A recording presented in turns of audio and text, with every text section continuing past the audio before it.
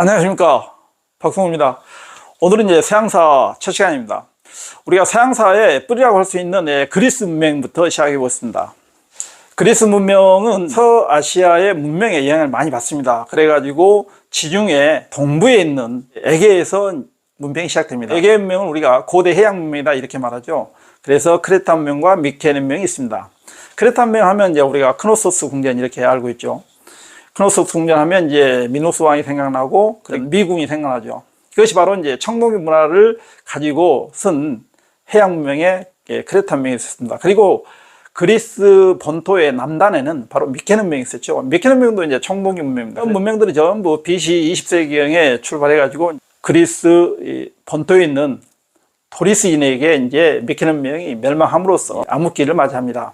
원래 이제 미케네 문명은 독일의 슐리만이 일리아드의 그런 주제였던 트로이 전쟁을 증명하기 위해서 이제 나섰던 것이 바로 이제 발굴의 그런 계기가 됐습니다. 에게 문명의 암흑기가 이제 계속되고 있다가 드디어 이제 기원전 10세기경에 그리스 본토에서 폴리스가 이제 형성됩니다. 이 폴리스라는 것은 우리가 도시국가를 의미하죠.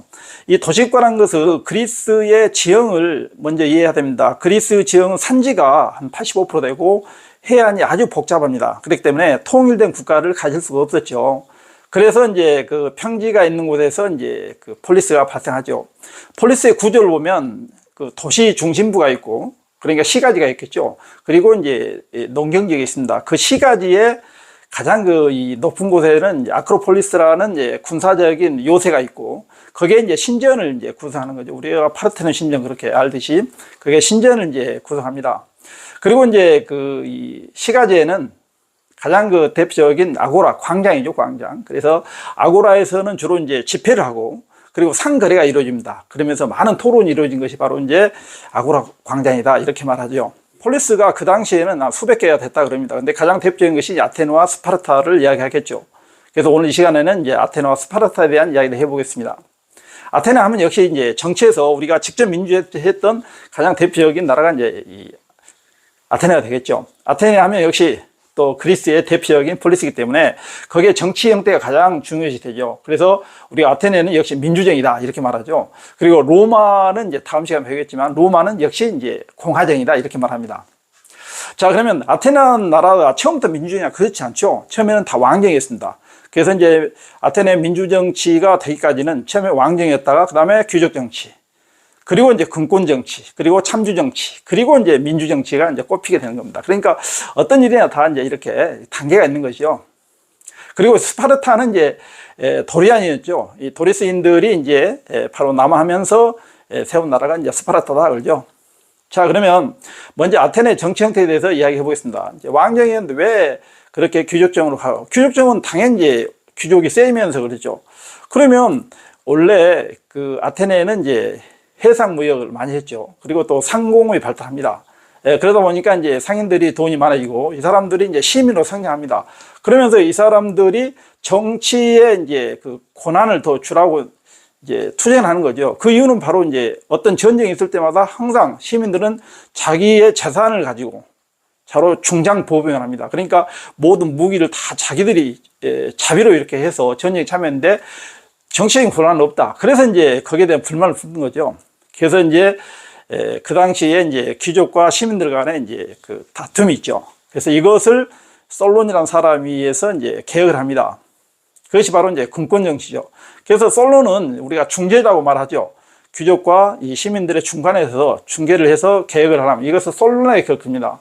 그러면 솔론은 어떤 개혁을 했냐면 시민들의 이 재산 정도에 따라서 참정권을 이제 차등 있게 줍니다. 그렇기 때문에 실제 이것을 금권 정치를죠. 그러니까 돈 있는 자에게 이제 정치 권한을 많이 준다. 그러니까 이제 여기에 대해서죠. 귀족들은 자기의 권한을 시민들에게 띄워주는 거랑 똑같죠. 기득권이 이제 좀 준 거죠. 또 시민들은 또 이제 그 재산 정도에 따라 시민도 불만. 그래서 귀족과 시민들의 불만이 둘이 다 터집니다. 이 틈을 노려서 나온 것이 바로 이제 참주죠. 이 참주라는 것은 이제 비합법적으로 이제 정권을 잡고 이제 독재를 휘두른 사람을 이제 참주 그럽니다. 그래서 가장 대표적인 사람이 페이스트라토스라는 사람이 있죠. 네, 그래서 이제 이 독재자는 어느 시대나 뭐 시민들에게 환영을 받지 못하죠. 그래서 이제 그 참주를 몰아내고 이제 클레이스테네스라는 사람이 이제 민주정을 하게 되겠죠. 그래서 클레이스테네스는 가장 먼저 무엇이 문제냐? 이걸 생각합니다. 그래서 이제 그 전에 이제 그 혈연적으로 맺었던 그런 행정구역을 거주지 중심의 행정구역으로 이제 개편합니다. 그래서 그때 이제 전국을 30개로 나눕니다. 30개 부분으로 나눠서 도시 부분 두고, 그 다음에 이제 내륙 부분, 그 다음에 해안 부분, 이렇게 둬가지고 30개로 나눕니다. 10개, 10개. 그래서 다시 또 거기에 트리투스라고 해가지고 30개를 10개 또 나눕니다. 그래서 이제 10개 행정구역을 나눕니다. 그래서 거기에서 이제 50명씩 이렇게 추천을 받죠. 그래서 이제 500인 평야를 만듭니다. 혈연 중심에서 이제 행정 중심으로 이렇게 바꿔간다, 이렇게 생각하시면 되겠습니다. 두 번째는 뭐냐? 도편추방법을 만들죠. 도편추방법이라는 것은, 도편이라는 것이 이 도자기 파편을 말하죠. 그래서 이제 참조 출연을 막기 위해서 도편에다 그 참조가 될 만한 예상되는 사람 이름을 써요. 6,000표 이상을 얻으면 그 사람은 이제 10년 동안 국외로 추방되는 그런 도편 추방법을 실시했다, 이렇게 알아두시면 됩니다. 클레이스테네스가 이렇게 민주정치의 틀을 잡습니다. BC 5세기경에 드디어 이제 아케메네스 페르시아가 그리스를 침략합니다. 이것을 우리가 페르시아 전쟁이죠. 그래서 페르시아 전쟁은 이제 1차에서 3차까지 계속되죠. 그래서 이제 아케메네스 페르시아가 쳐들어왔는데, 실제로 이제 그 폴리스들이 동맹을 맺어가지고 이것을 잘 극복하고 이제 전쟁을 승리로 이깁니다. 가장 대표적인 그 당시에 이제 전투하면 마라톤 전투가 있죠. 그 다음에 이제 페르시아가 승리한 테르모필레 전투에서는 이제 페르시아가 해전에 승리하고, 그 다음에 이제 살라미스 해전은 다시 그리스가 승리함으로써 최종적으로 페르시아가 패배를 하고 그리스가 승리합니다. 그러면서 이제 전성기를 누리게 됐다, 이렇게 알아두시면 돼요. 실제로 이제 민주정치가 이제 꽃을 피게 된 것은 이 페르시아 전쟁 이후에 페리클레스 시대가 있습니다. 페리클레스 시대에 드디어 전성기를 이룬다, 이렇게 생각하시면 돼요. 자, 그래서 페리클레스는 모든 시민들, 그런 성인들이 전부 다 정치에 참정권을 가질 수 있게 합니다. 그래서 이제 남자들의 민회를 구성하게 하고 직접 민주정치 합니다. 돈이 없는 사람들도 정치에 전혀 걱정 없이 정치를 할 수 있게 수당제를 하고, 그리고 이제 추첨제를 합니다. 이게 특수한 직을 빼놓고는 전부 다 추첨을 했죠. 그러니까 얼마나 민주적이겠습니까? 이런 직접 민주정치에도 이제 한계가 있었어요. 여자들은 뺍니다. 그리고 애국인도 뺍니다. 노예를 뺍니다. 그래서 이런 것들은 이제 그 그리스의 직접 민주정치의 한계성을 드러냈다, 이렇게 말합니다. 페르시아 전쟁 이후에 다음에도 이제 이런 전쟁이 일어난 것을 대비해서 이제 전쟁 자금을 모으겠죠. 그 모은 돈을 이제 아테네가 많이 씁니다. 그러니까 여기에 대해서 이제 불만이 많아서 스파르타죠. 스파르타는 불만을 갖고 다른 폴리스들과 함께 펠로포네스 반도를 중심으로 해서 동맹을 맺습니다. 그것이 바로 이제 펠로포네소스 동맹, 이렇게 말하죠. 그러니까 델로스 동맹과 펠로포네스 동맹이, 펠로포네스 전쟁이 터졌다, 이렇게 말합니다. 그러면 펠로포네스 전쟁이 터지기 전에 스파르타에 대한 정치 좀 이야기를 해보겠습니다. 스파르타는 이제 100명 중에서 5명 정도가 바로 이제 시민이고, 나머지는 전부 다 헬로타이라 했고 반자유민들, 이런 페리오이코이 그럽니다. 5.5명의 사람들이 95명 정도 되는 사람들을 다스리기 위해서는 아주 폐쇄적이고 군사적인 교육을 시켜야 한다. 그래서 이제 그 당시에 이제 페르시아에서 7살에서 20살까지 스파르타 교육 그러죠. 그래서 스파르타 교육은 이 아고게라는 그런 공교육을 받아야 됩니다. 이 공교육을 이끌어가는 교사들을 파이도노모스, 그죠? 파이도노모스들에 의해서 이제 교육이 되진다, 그죠? 우리가 지금도 스파르타 교육 이렇게 말합니다. 그래서 기원전 5세기경에 전쟁을 했는데, 끝내는 이제 그 스파르타가 승리하죠. 뭐 당연히 스파르타 승리하겠죠. 그래서 그때부터 이제 그리스에게는 이제 쇠퇴하기 시작합니다. 그래가지고 기원전 4세기경, 그러니까 정확히 하면 338년에 바로 이제 마케도니아에게 멸망합니다. 그때 이제 필리포스 2세가 마케도니아의 이제 황제였죠. 그래서 이제 필리포스 2세가 죽고 이제 마케도니아는 그의 아들 알렉산드로스에게 이제 넘어갑니다. 그래서 이제 기원전 4세기에 드디어 이제 헬레니즘 시대가 시작됐다. 이렇게 해서 이제 정치적인 내용은 이 정도로 하겠습니다. 그리스 문화는 아주 합리적이고 바로 인간 중심적이고 조화 균형을 잘 이룬다, 이렇게 말합니다. 자연 철학이 발달한다고 그러죠. 그래서 이제 만물의 근원을 탈레스라는 사람은 이제 물에서 찾았죠. 그리고 이제 데모크리토스 하면 역시 온자, 엠피도클레스라는 사람 있죠. 이 사람은 바로 이제 만물을 4개의 원소로 이루어졌다고 그러죠. 피타고라스, 이런 사람들은 이제 숫자라고 했습니다. 자, 이것이 바로 이제 그 그리스의 자연 철학이다. 근데 이제 철학의 대상을 이제 인간으로 돌리는 겁니다. 인간으로. 그래서 나온 것이 이제 소피스트가 나오죠.